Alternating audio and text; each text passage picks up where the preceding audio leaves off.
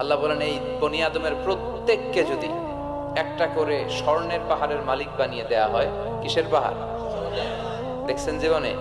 আচ্ছা, স্বর্ণের পাহাড়ের যদি মালিক বানিয়ে দেয়া হয়, আহাব্বা আইয়াকুনা লাহু ওয়াদিয়ান, একটা করে স্বর্ণের পাহাড়ের মালিক বানিয়ে দিলেও সে চাইবে কিভাবে আরো একটা স্বর্ণের পাহাড়ের মালিক হওয়া যায়।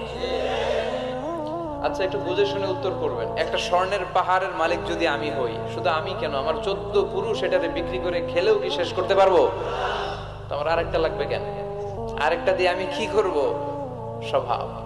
বিষ্ণুই বললেন সবশেষে, হাদিসের শেষাংশে বললেন, ওয়ালাইয়ামলা আফাহু ইল্লা তুরাব, কবরের মাটি ছাড়া কোনো কিছুই মানুষের এই জিহ্বাটারে থামাতে পারবে না। চিৎকার করে বলেন ঠিক কিনা?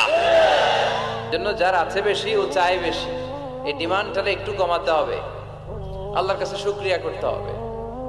অর্থের প্রয়োজন আছে, কিন্তু এটার হৃদয়ে স্থান দেয়া যাবে না। এটা হাতে আসবে আবার চলে যাবে, ঠিক কিনা? হৃদয়ে স্থান থাকবে কার?